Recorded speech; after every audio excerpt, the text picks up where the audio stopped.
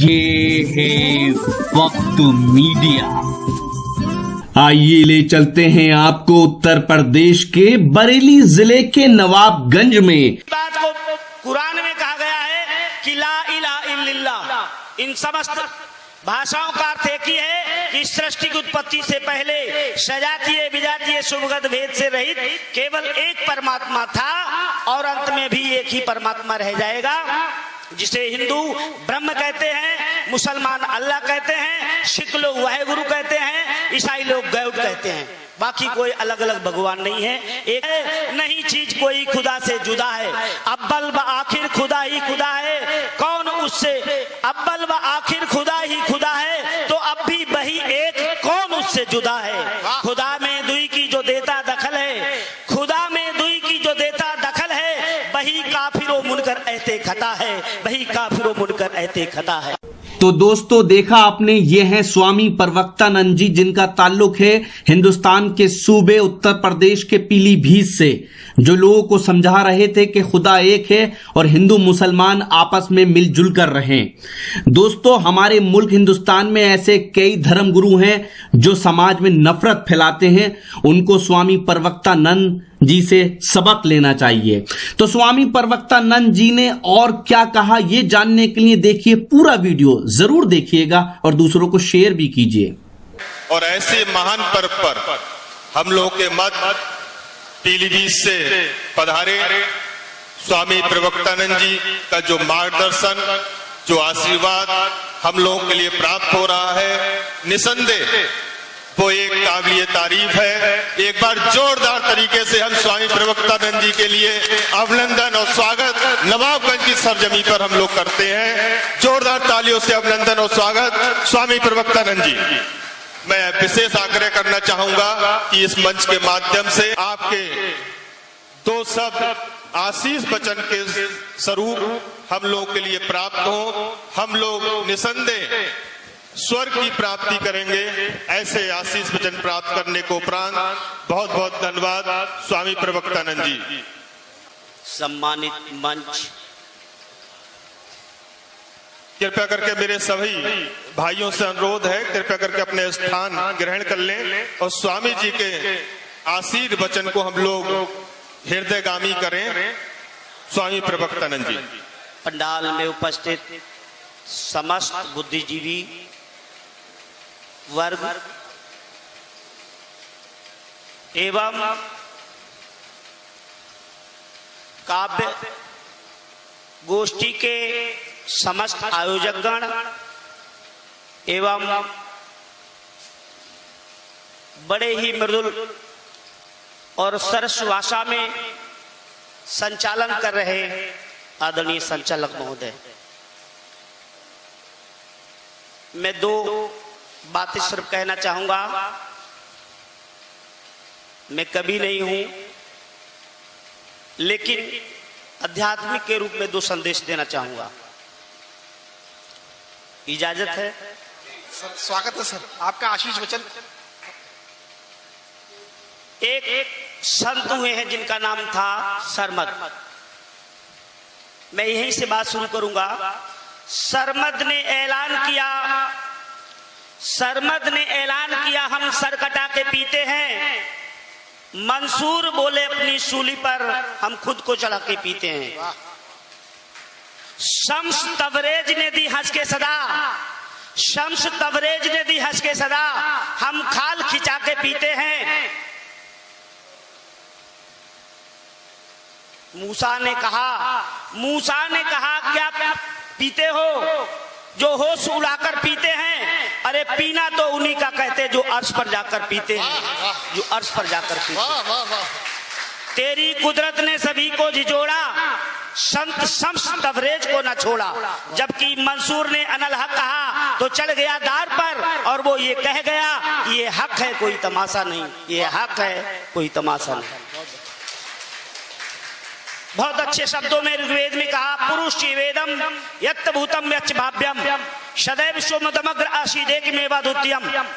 इसी बात को वेदांत दर्शन कहता है।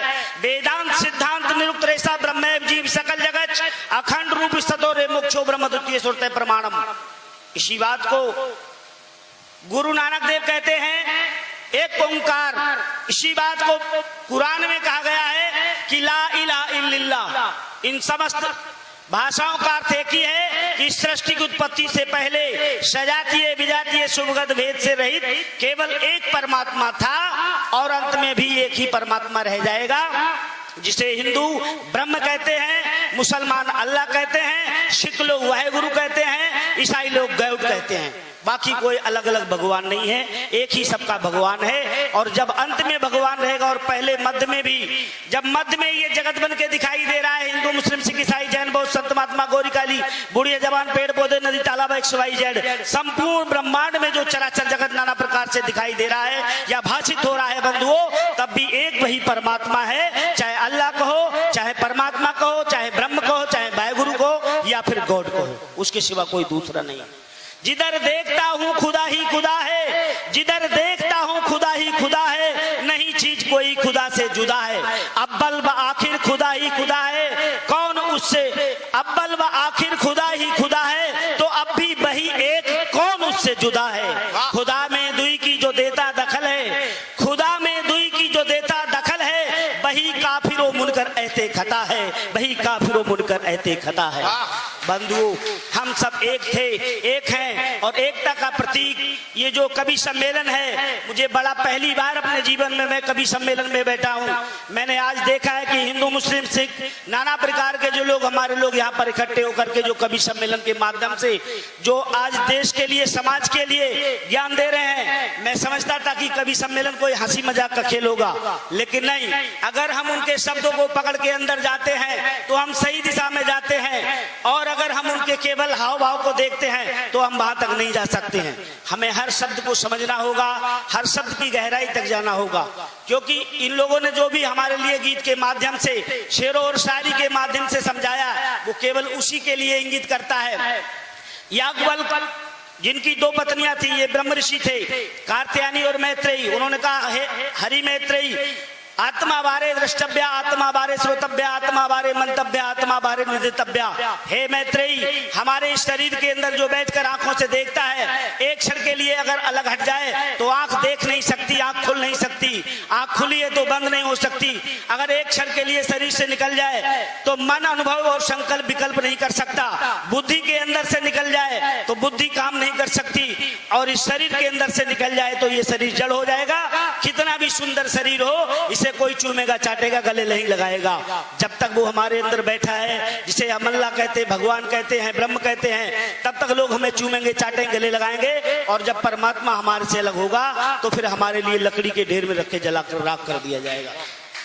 तड़प कर एक दिन बुलबुली इसी आशियाने से, तड़प कर एक दिन बुलबुल बोली इसी आशियाने से, कदर है तेरी दुनिया में मेरे ही चहचहाने से। जो मैं उड़ जाऊंगी मोहब्बत तर्क के, ओ सुन मेरे हमदम, तो मिटा देंगे दुनिया के इस गुलिस्ता को सारे, मिटा देंगे दुनिया के इस गुलिस्ता को सारे। बंधुओं, ये शरीर सुंदर और प्यारा नहीं है, इसमें जो रह करके आंखों से देख रहा है, कानों से सुनने का काम करता है, और नासिका से सूंघने का काम कर रहा है, जिह्वा से चखने का काम कर रहा है, इंद्रियों को सुचालित कर रहा है, वही उसी की कीमत है। और जब तक वो है हमारी कीमत है, उससे हटकर उंगली जब तक शरीर से जुड़ी है, ये सुंदर और कीमती और प्यारी है, ये कट के गिर जाए तो ये सड़ के नष्ट हो जाती है। इसी तरह से ये शरीर उस परमात्मा से जुड़ करके सत्तावान है, और हम सब उसी से जुड़कर सत्तावान भी दिखते हैं। इसलिए मैं समझता हूं कि कभी सम्मेलन भी गलत चीज नहीं है। मेरे दिमाग में फितूर रहता था कि हो सकता है ऐसा कुछ लोग बोलते होंगे,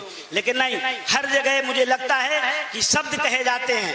गुरु नानक देव ने कहा, आज्ञा भई अकाल की तबई चलायो पंथ, सब सिखन को हुक्म है गुरु मानियो ग्रंथ, गुरु मानियो ग्रंथ प्रगट गुरा की दे, जो प्रभु से मिलनो चाहे तो खोज शब्द में ले।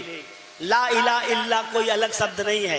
वाटर को हम अंग्रेजी में वाटर कहते हैं, फारसी भाषा में हम आब कहते हैं, नीर, पै, अम्ब, जल, नाना प्रकार के नाम रखे, लेकिन पानी एक है। भगवान तो आंखें तो हैं जुदा जुदा, पहचान सबकी एक है, कोटान भक्त कोट है, लेकिन भगवान तो एक है। प्रेम से बोलो सच्चिदानंद भगवान की। मैं सभी अपने कभी लोगों से क्षमा चाहूंगा अगर मेरे से कोई ऐसी बात आप लोगों को चुभी हो। मैंने चुभने वाली बात नहीं बोली, मैंने सबका समन्वय किया है कि हम सब पहले भी एक थे, अब भी एक हैं और भविष्य में भी रहेंगे, और इस प्रथा को हम बनाए रखें। और आपसे निवेदन है कि बेटी जो माँ के गर्भ में रो रही है कि बाबुल चाहे दुलार देना, चाहे न प्यार देना, लेकिन बाबुल जन्म से पहले मुझको न मार देना। इस बेटी के लिए बचाने के लिए कभी लोगों से मेरा अनुरोध है, करबद्ध प्रार्थना है कि जब बेटी नहीं होगी तो बहन नहीं होंगी, और बहनें नहीं होंगी तो बुआ नहीं होंगी, और बुआ नहीं होंगी तो बहुएं नहीं होंगी, और बहुएं नहीं होंगी तो माताएं नहीं होंगी, और माँ नहीं होंगी तो दादी नहीं होंगी, और दादी नहीं तो नानी नहीं होंगी, और जब नानी दादी बुआ भतीजी नहीं होंगी तो नाना मामा कुछ नहीं होगा। इसलिए सर्वोपरिता दी जाए, बेटी बचाओ और बेटी पढ़ाओ। बेटी के सम्मान के लिए मैं आपसे प्रार्थना करता हूँ कि इस मातृ शक्ति को बचाने के लिए सब लोग एकजुट हो जाएं, क्योंकि नारी को भोगना सब चाहते हैं पर नारी का सम्मान कोई नहीं करना चाहता। इसलिए नारी के सम्मान के लिए हमें एकजुट होना होगा और बेटी की रक्षा करनी होगी। बेटी से ही राम हुए, बेटी से ही कृष्ण हुए, बेटी से ब्रह्मा विष्णु शंकर नानक कबीर ईसा मोहम्मद हुए, और बेटी से प्रवक्तानंद हुए, बेटी से ही ऋषि मुनि स्वामी विवेकानंद, तमाम ऋषि मुनि भी बेटी से ही हुए। इसलिए बेटी हमारे सर्वप्रथम है। मैं बेटी के लिए प्रणाम करता हूं और सब लोग बेटी को बचाने के लिए कवि के अपनी शायरों और शेरी के माध्यम से उसके लिए भी कुछ चीजें हम बोलते रहें जिससे समाज पर इसका भी प्रभाव पड़े। मैं आप सभी को कोट कोट प्रणाम करता हूं। जय हिंद, जय भारत।